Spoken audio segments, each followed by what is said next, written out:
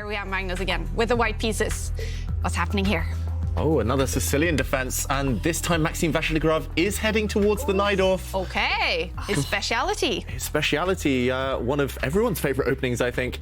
Of course, favorite of Kasparov, of Fischer, some legendary world champions, and okay, ooh, the players repeated the moves there just for a moment. There is a famous Najdorf draw of White's bishop dropping back, getting hit, but of course, these players want to fight, and we're back towards the main line. Slightly different pawn structure, Tanya, to the other Najdorf, but it's going to be equally fighting.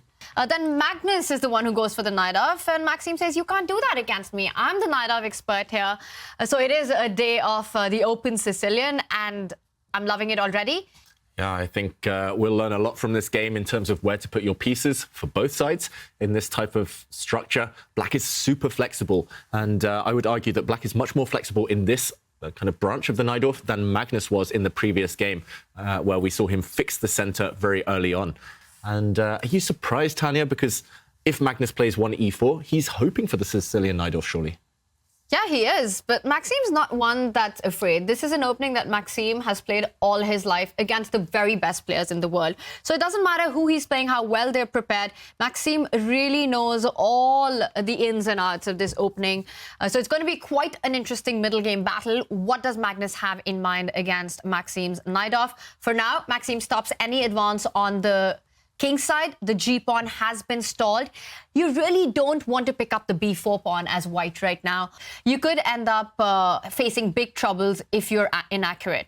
Magnus decides to go for long castle immediately. And now for Maxime, does he continue with development, improving the bishop? He starts with improving his knight, brings it on to e5.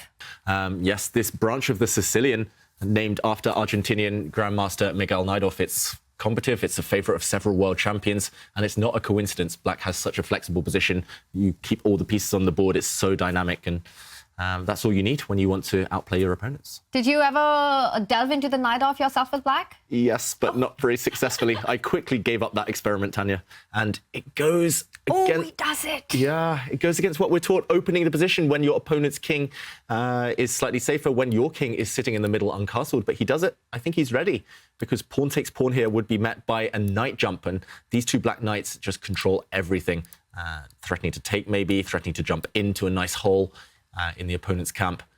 I think Magnus here has to be really careful how he treads. He does attack this black knight, very logical. And if the black knight moves, maybe he's aiming to block up the center.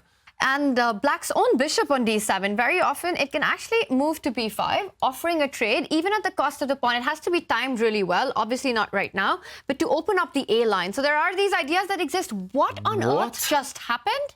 Vachier-Lagrave has sacrificed a piece out of the blue. Totally unexpected. Let's do a quick action replay. His knight was attacked. More positional players, more conservative players would have retreated their knight, but he jumps in, gives up a whole piece, and he lands another knight in the center of the board. It's a piece for 2-pawn sacrifice. He's only sacrificed 1 point, but this knight is going to jump into some nice squares. David, he goes with a similar idea to f6, defending the g7 pawn, but in a different way. He lines it up with the rook, and bishop c5 is coming next. Wow, Magnus jumps forward. I was going to say to jump, to kind of push his g-pawn in order to try and get his bishop on the long diagonal, a really promising diagonal. But, okay, Magnus does not allow this. He first jumps in with his knight. And what is the idea? He's got something up his sleeve, surely, to meet bishop c5, attacking this white queen. What is it? He only has one safe square. If he drops back, the black knight might come and start forking. But the queen at 7. Yeah, maybe it's this, queen to h7, hitting the undefended rook. Magnus has seen deeper. Yeah, there we go. It's on the board. Magnus, will he retreat his queen? As we're expecting, the fact he's paused queen sacrifice. Magnus Carlsen surprising us, not retreating to a passive square, gives up his queen, and then Maxime gives the queen straight back.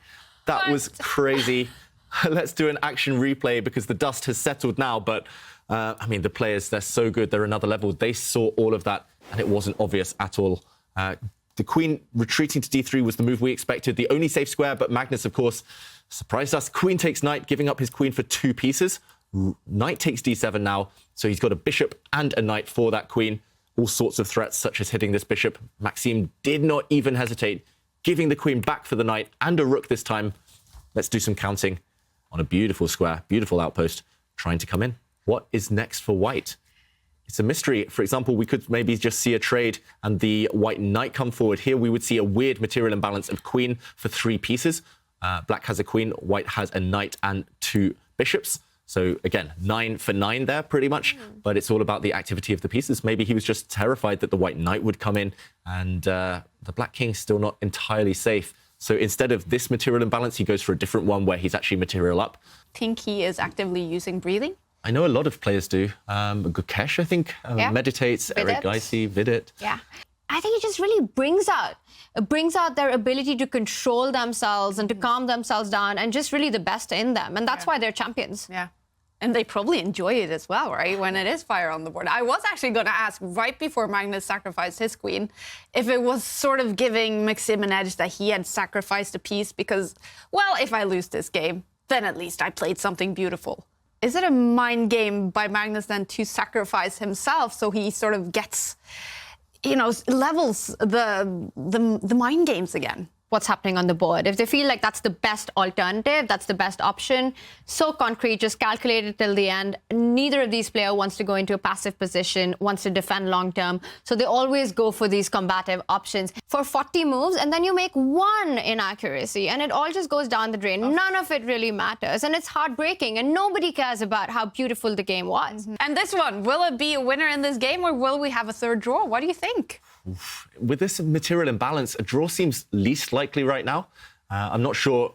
I mean, the evaluation bar slightly prefers white, but I'm not sure in practical terms whose position is easier to play. White has the 2 bishops, which usually triumph over a rook, but look at that massive black pawns on the king side. White is doing a good job right now. Magnus is kind of prioritizing blockading. Then the tables could turn.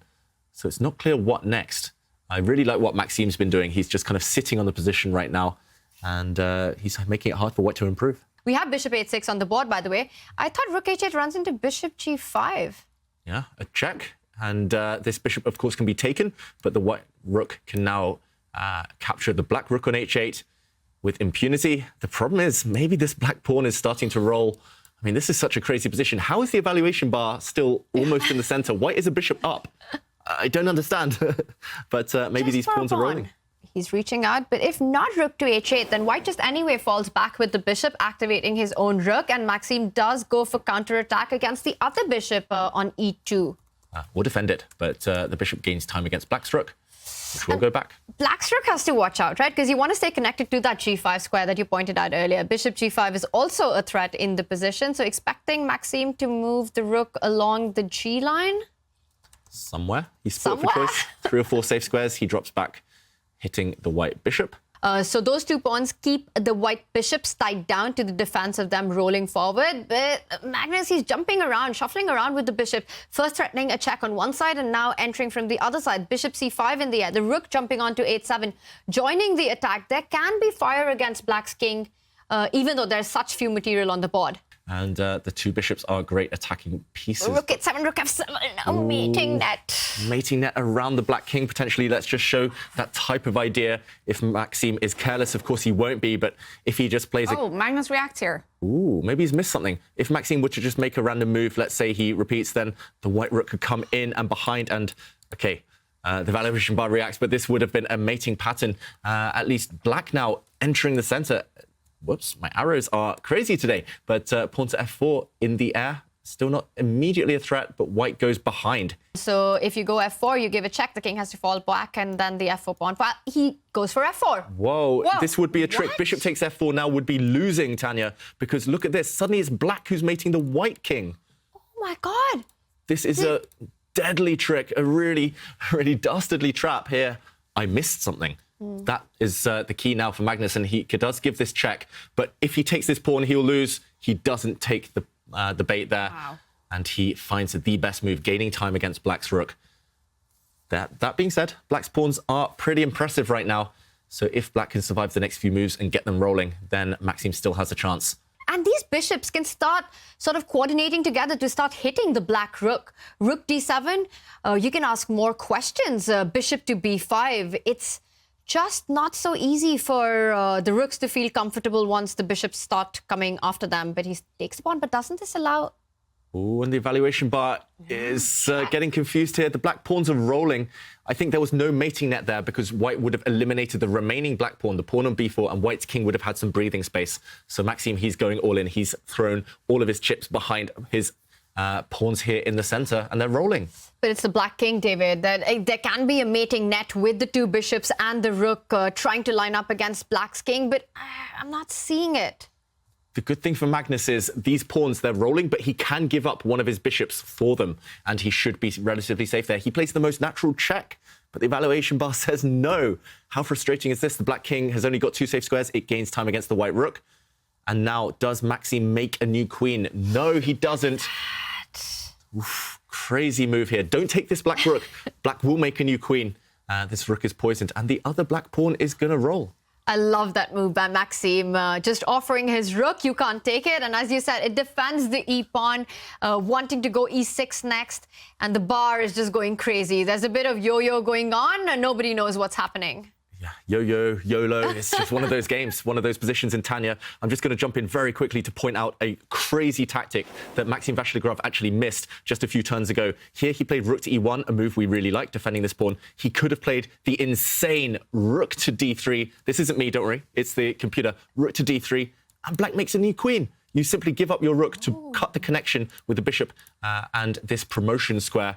Watch out for this to arise later. The evaluation bar says still complicated, but yeah, it's just that type of position. Tricks all over the shop. That's stunning. Rook d3. Oh, what a move. But you can't fault Maxime for not finding that one. And now Magnus lines it up against the f2 pawn. Black can start advancing the e pawn. There's just no easy moves. Oh, black. Was that a blunder? Makes a blunder, but why is this a mistake? It looks very natural. Trying to eliminate one of white's bishops. The bishops are the only pieces that stop black's pawns. It looks like a very logical move to me, but maybe this is the refutation. It's so nice because it's all about the intermezzo. If you take that bishop on c4, white will not recapture the rook, but go bishop takes e3 with a check. Key moment, he has to give away his bishop, take a pawn with check, and look at Maxime Vachier-Lagrave, suddenly hand on his face. He tries to keep a poker face, but he missed this one. And here we go. White simply takes that black rook. White's rook. Remember, rooks behind passed pawns, they control everything. And suddenly, Magnus's queenside pawns will run. Black is too slow in this race. And Maxime knows it. He looks away. It has been an up and down roller coaster game, but I think the ride is coming to an end now for Maxime. With the f-pawn stopped by the rook, nobody's going to stop the pawns on the queenside. And Magnus there shaking his head. And Magnus takes the win. Maxime resigns. Wow, we have the first decided game in the winners' final. Magnus takes the win.